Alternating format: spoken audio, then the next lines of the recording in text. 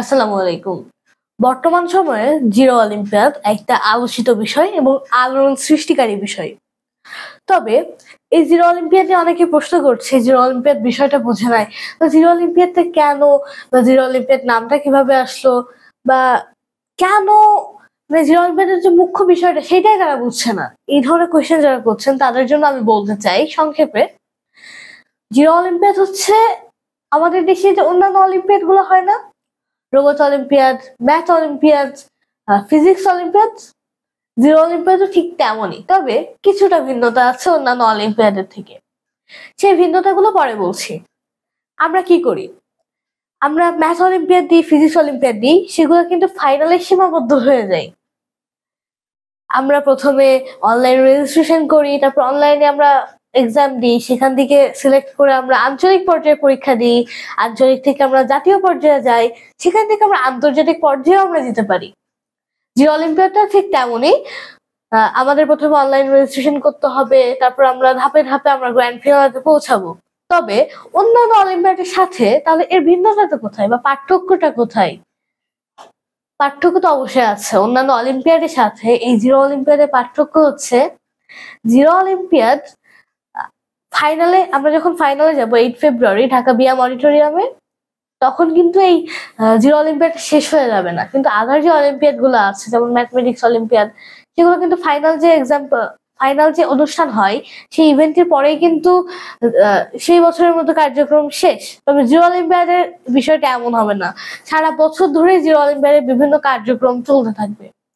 এবং আমাদের অন্যান্য অলিম্পিয়াডের উদ্দেশ্য কি থাকে, আমরা জাতীয় পর্যায়ে বা আন্তর্জাতিক পর্যায়ে এখান থেকে পার্টিসিপেট পাঠাবো বা আমাদের বিজয়ীদের সিলেক্ট করে তাদেরকে পুরস্কৃত করব। তবে জিরো অলিম্পিয়াডের উদ্দেশ্য এটা না, এটা একটা বিগ পার্থক্য, হিউজ পার্থক্য। দেখেন, ডক্টর মোহাম্মদ ইউনূস স্যারের পরে কিন্তু বাংলাদেশে খুব বেশি পরিচিত কোনো গ্লোবাল লিডার নাই, বা তেমন একটা তৈরি হয়ে ওঠেও না বাংলাদেশ থেকে খুব বেশি গ্লোবাল লিডার। সো বাংলাদেশকে যেন কেউ বিশ্ব দরবারে রিপ্রেজেন্ট করতে পারে, সেই সক্ষমতা, সেই অ্যাবিলিটি যদি তার মধ্যে না থাকে, তাহলে সে কিভাবে সেটা করবে? এই কারণে সে অ্যাবিলিটি সম্পূর্ণ একজন, যোগ্যতা সম্পন্ন একজন গ্লোবাল লিডার তৈরি করবে এই জিরো অলিম্পিয়াডস। কিভাবে তৈরি করবে? আমরা জানি যে বিভিন্নভাবে আমরা আমাদের দেশকে, বিভিন্ন সম্মেলন আছে, বিভিন্ন আন্তর্জাতিক মহল আছে, সেইখানে যে আমরা আমাদের দেশকে রিপ্রেজেন্ট করি, অনেক প্রতিনিধিরা আমাদের থেকে যাই। তবে আমাদের কিন্তু কোনো গ্লোবাল লিডারটা আসলে আমাদের দেশে নাই। সো ফাতিহা হায়াত আপু চাই, এই যে অলিম্পিয়াড যিনি অর্গানাইজ করেছেন, সে চাই যে কমপক্ষে পাঁচজন গ্লোবাল লিডার বাংলাদেশ থেকে তৈরি হবে, যারা বাংলাদেশকে বিশ্ব দরবারে রিপ্রেজেন্ট করতে পারবে। তাহলে আমরা 5 বছর পর 25 জন গ্লোবাল লিডার পাচ্ছি, এবং 10 বছর পর আমরা 50 জন গ্লোবাল লিডার পাবো, যেখানে স্বাধীনতার 54 বছর পরেও আমরা কিন্তু খুব একটা বেশি গ্লোবাল লিডার আমরা বাংলাদেশে দেখিনি। কিন্তু মাত্র 10 বছরে, আগামী 10 বছরে আমরা আমাদের দেশে 50 জনেরও বেশি গ্লোবাল লিডার পাবো, যারা আমাদের বাংলাদেশকে বিশ্ব দ্বারপ্রান্তে নিয়ে যেতে পারবে। সো আমি মনে করি সেখানে জিরো অলিম্পিয়াড ভূমিকা রাখবে। পাশাপাশি জিরো অলিম্পিয়াডটা আসলে কি নিয়ে, বা জিরো অলিম্পিয়াডের যে এক্সাম হবে বা যে স্টেপ গুলো থাকবে, সেগুলো আসলে কি নিয়ে? সেগুলো হচ্ছে এসডিজি নিয়ে। এসডিজি মোট 17টা।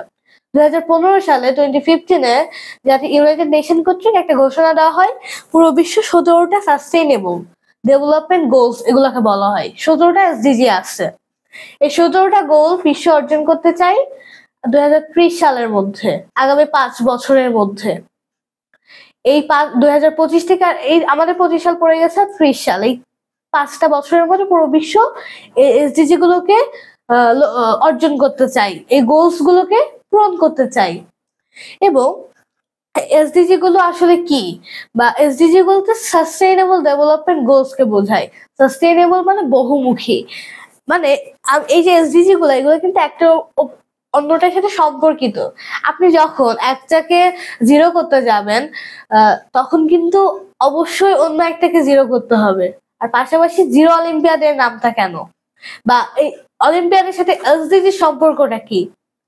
এসডিজি সম্পর্ক এই জিরো অলিম্পিয়াডের সাথে বেশ ঘনিষ্ঠ, সেটা আমি বলি। জিরো অলিম্পিয়াডে বা এসডিজি যে 17টা, সেখানে প্রথম 2টা হচ্ছে জিরো হাঙ্গার এবং জিরো পভার্টি। এই 2টা জিরো দিয়ে শুরু। তবে 3 নম্বর থেকে 17 নম্বর এসডিজি পর্যন্ত একটাও জিরো দিয়ে শুরু না। যেমন 3 নম্বরে আছে কোয়ালিটি এডুকেশন। তবে কোয়ালিটি এডুকেশন অর্জন করতে গেলে আমাকে কি জিরো করতে হবে? জিরো ইলাইটারেসি জিরো করতে হবে, নিরক্ষরতাকে জিরো করতে হবে, শূন্য করতে হবে, নিরক্ষরতাকে আমার শূন্য নিয়ে যাইতে হবে। ঠিক এইটাই, মানে আমাকে কোনো একটা বিষয় জিরো করতে হবে যাতে অন্যান্য স্টুডেন্টসরা বা বাংলাদেশের গ্লোবাল লিডাররা এই বিষয়গুলোকে কিভাবে জিরো করতে হবে, নিচে নিয়ে যাইতে হবে, এগুলো সম্পর্কে বুঝতে পারে, এই সম্পর্কে ধারণা নিতে পারে। এই জন্য জিরো অলিম্পিয়াড, যাতে বাংলাদেশের নতুন ইয়ং জেনারেশন ইয়ুথরা এই জিরো অলিম্পিয়াড বা এই এসডিজি সম্পর্কে জানতে এবং বুঝতে পারে, পাশাপাশি আন্তর্জাতিকভাবে এরা জ্ঞান সম্পন্ন হয়, মেধাবী হয়। এইটাই জিরো অলিম্পিয়াডের লক্ষ্য।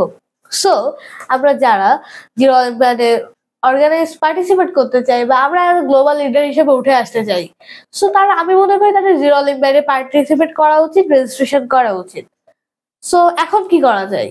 এখন তো আমরা অনেকেই চাই অ্যাজ এ গ্লোবাল লিডার হিসেবে উঠে আসতে। তাহলে এখন আপনারা একটা কাজ করতে পারেন, আমার কমেন্টে থাকা যে রেজিস্ট্রেশন লিঙ্ক, সেই লিঙ্ক থেকে চাইলে আপনারা এখনই রেজিস্ট্রেশন করে নিতে পারেন। তাহলে অন্তত গ্লোবাল লিডার হিসেবে উঠে আসতে পারবেন, আসার একটা সুযোগ পাবেন। সেই সুযোগটাকে যদি আপনি কাজে লাগান তাহলে আপনি একজন গ্লোবাল লিডার হয়ে উঠতেও পারেন, সেই সম্ভাবনা আপনার মধ্যে থাকে। তাই এখনই জিরো অলিম্পিয়াডের রেজিস্ট্রেশন করুন।